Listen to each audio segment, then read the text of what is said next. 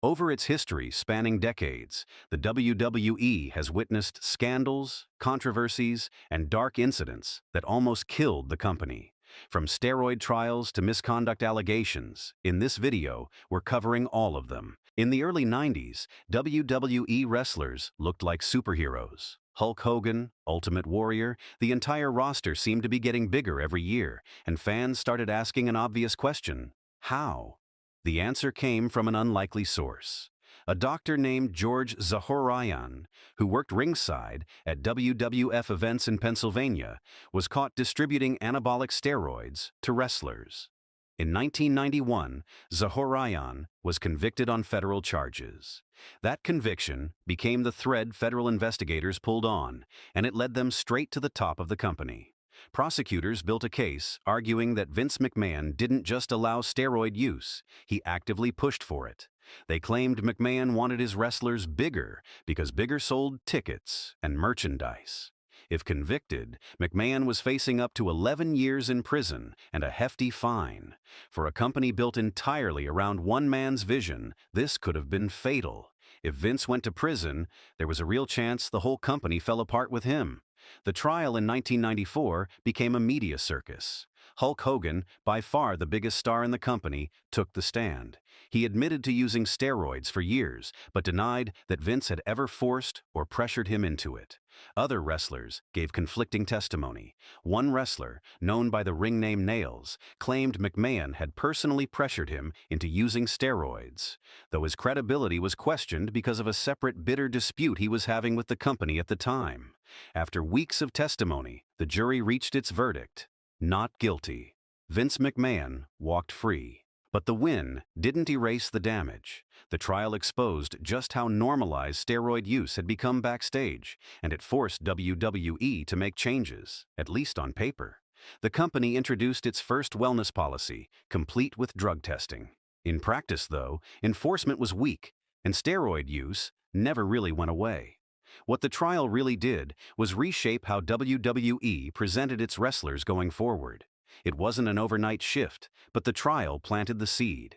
Vince McMahon survived his closest brush with prison time, but the steroid culture that almost destroyed him in court was about to resurface in far stranger ways.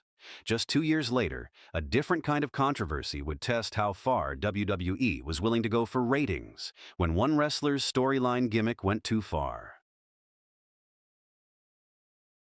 By 1996, Brian Pillman had built a reputation as one of the most unpredictable performers in wrestling.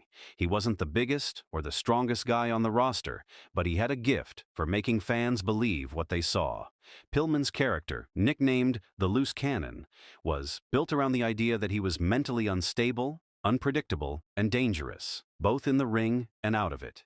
The genius of the gimmick was that it deliberately blurred the line between kayfabe and reality. After a serious car accident left him with a badly damaged ankle, Pillman's loose cannon persona escalated even further. In November 1996, WWE aired a segment that pushed the angle to its limit. Pillman, playing up his increasingly volatile character, was shown at his own home, holding a real handgun, ranting about Steve Austin, who had become his on-screen rival. Then, Austin showed up at Pillman's house, uninvited. What followed was filmed to look like a home invasion, complete with shouting, broken glass, and Pillman waving the gun while dropping an F-bomb on primetime TV. The backlash was immediate. The TV network even threatened McMahon with pulling Monday Night Raw off their network. The angle was widely criticized as reckless, regardless of wrestling's long tradition of blurring fiction and reality. WWE quickly walked the storyline back. The volatile, gun-wielding version of the angle was dropped, and the feud between Pillman and Austin shifted toward more conventional wrestling storytelling. Tragically, Pillman never got to see how his career might have evolved beyond the controversy. In October 1997, less than a year after the angle aired, Pillman was found dead in his hotel room before a scheduled pay-per-view. The cause was determined to be a heart condition, worsened by years of substance use, tied to the pain from his injuries. The angle remains one of the strangest examples of WWE pushing the envelope a bit too far. It also raised early questions about how far a company should go in blurring entertainment with something that possessed real danger. Those questions would resurface in far more serious ways just over a decade later, when one of the most respected technical wrestlers in the world would be at the center of a tragedy that nobody saw coming, and one that would force WWE to completely change its image. Chris Benoit was widely considered one of the best technical performers to ever step in the ring. After 2 decades grinding through Japan, ECW, WCW, and finally WWE, Benoit reached the peak of his career in 2004 when he won the World Heavyweight Championship at WrestleMania 20, a moment that brought him to tears in the ring. 3 years later, in June 2007, Benoit was scheduled to appear at a pay-per-view event, but he never showed up. For a performer known for never missing a show, this was immediately alarming to people backstage. Calls went unanswered. Something was clearly wrong.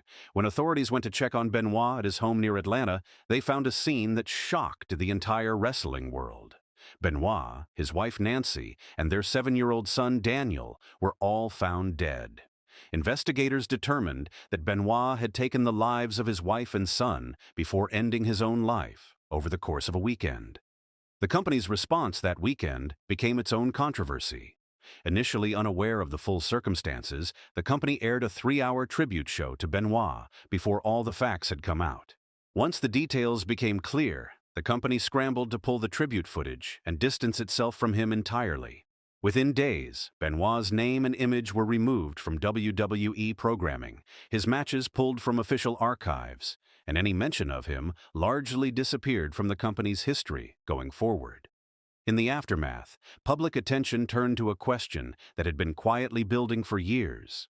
What was happening inside the heads of professional wrestlers after decades of head trauma? Months later, researchers who examined tissue from Benoit's brain found severe, advanced damage consistent with CTE, a degenerative condition linked to repeated blows to the head. His brain reportedly resembled that of a man in his 80s with advanced dementia, despite Benoit being only 40 years old at the time of his death.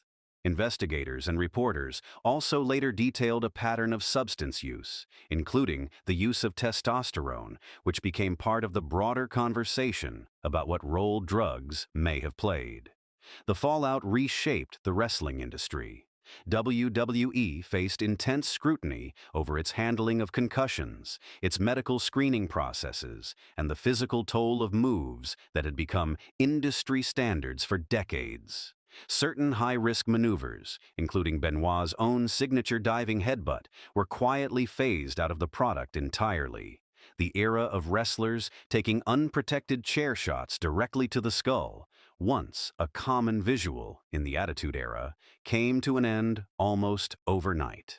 The Benoit tragedy is widely considered the single darkest chapter in WWE history, not because of any one corporate decision, but because of what it revealed.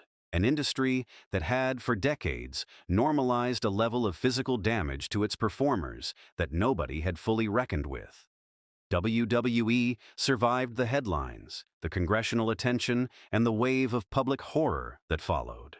But surviving the story didn't mean answering for it. The drug culture that experts say likely contributed to that weekend in Georgia hadn't disappeared. Just months after the wrestling world was still reeling from Chris Benoit's death, a separate story broke that reignited every uncomfortable question WWE thought it had buried over a decade earlier. In late 2007, law enforcement uncovered records from an online pharmacy operation called Signature Pharmacy. When their client list became public, it wasn't just a handful of names. Dozens of professional athletes across multiple sports were tied to the pharmacy, and a significant number of them were current performers in WWE. The timing made it impossible for Vince to downplay. The Benoit tragedy was still fresh in the public's mind, and the same conversation about drug use in wrestling that had flared up after his death was now backed by actual paperwork. The fallout inside the company was significant. Multiple wrestlers, like Mr. Kennedy, Booker T, and John Morrison, were suspended under WWE's wellness policy, the same policy that had been introduced years earlier following the 1994 trial, but had been criticized as toothless ever since. The scandal also caught the attention of the U.S. Congress. While the congressional inquiry didn't lead to criminal charges, the pressure was enough to push WWE toward real, structural change instead of just PR damage control. This is widely seen as the turning point that pushed the company toward what fans now call the PG era. The product became noticeably tamer, family-friendly, and corporate, a deliberate shift away from the chaotic, edgy identity the company had built through the 1990s and early 2000s. For a while, it seemed to work. But cleaning up the product on screen didn't mean WWE had cleaned up everything happening behind the scenes. The company's biggest scandals were no longer about steroids. They were about to become about something far more personal, involving the one man who had been at the center of nearly every controversy in this list. For over 4 decades, Vince McMahon had been the single most powerful man in professional wrestling. By 2022, he seemed untouchable. But then, in a matter of months, everything he built started to fall apart.